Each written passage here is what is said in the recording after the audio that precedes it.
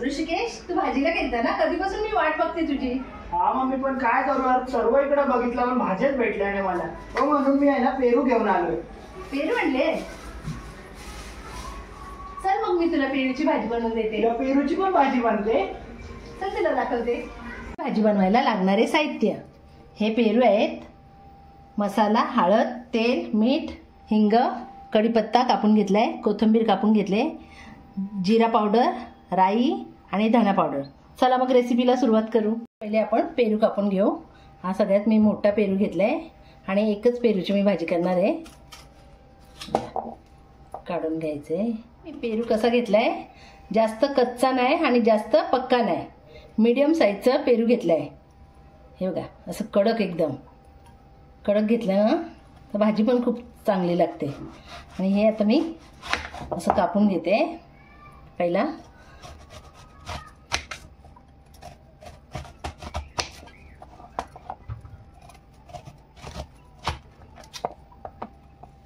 हे बघा, मी असे गोल गोल कापून घेतलेत. आणि आपल्याला बिया नाही घ्यायच्या आहेत त्या, तर मी असे पहिले हे करून घेते, जेणेकरून आपल्याला बिया व्यवस्थित काढता येतील.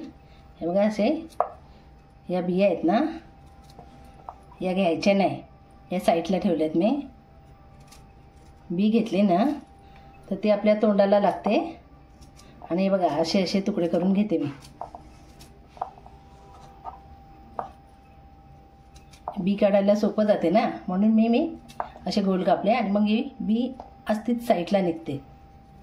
हे बघा, असेच तुकडे मी आता सगळ्या पेरूचे करून घेते. मी असा पेरू कापून घेतलेत, बारीक बारीक तुकडे केलेत. आणि याच्यात बिया नाही घेतल्या, बिया काढून घेतलेल्या आहेत. कढई ठेवली आहे तापत, त्याच्यात आपण तेल टाकून घेऊ. त्याच्यात मी राई टाकून घेते, जिरा पावडर,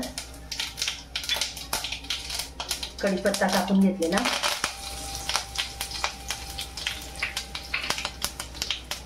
हे धना पावडर, थोडंसं आपल्याला त्याच्यात हिंग टाकायचं आहे. हिंग, हळद, हे मसाला.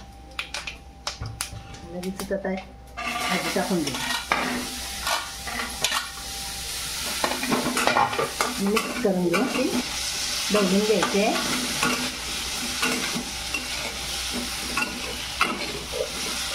सगळं आपलं हळद मसाला लागला पाहिजे.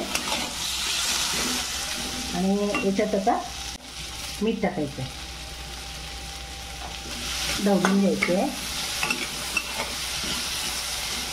पेरूची भाजी खाल्ल्यावर ॲसिडिटी होत नाही, पचनक्रिया सुधारते आपली.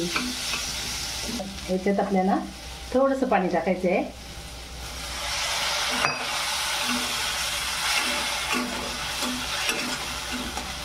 आणि झाकण लावून ठेवायचं आहे. जरा आता गॅस बारीक करून झाकण काढून बघू. हे बघा कशी दिसते आपली पेरूची भाजी. आणि बारीक गॅसवरच ठेवायची. 5 मिनिटांनीच ती भाजी आपली वाफेवर होते. हे बघा, आणि जास्त नाही शिजवायचं, एकदम म्हणजे शिजवलं ना का ते नरम होते ना, असं मीडियम शिजवायचं. चला आता आपण कोथिंबीर टाकून घेऊ आणि गॅस बंद करून घेऊ. पेरूची भाजी झालेली आहे. लगेच झाली मम्मी? हो. गाईज या मग तुम्ही पण पेरूची भाजी खायला. बघू, चला आता बघतो कशी झाली आहे ती.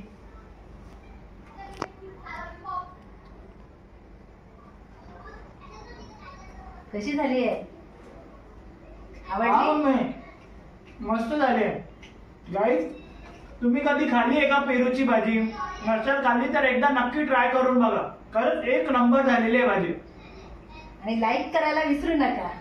पेरूची भाजी झालेली आहे आणि किती सुंदर दिसते आणि खायला पण खूप छान लागते.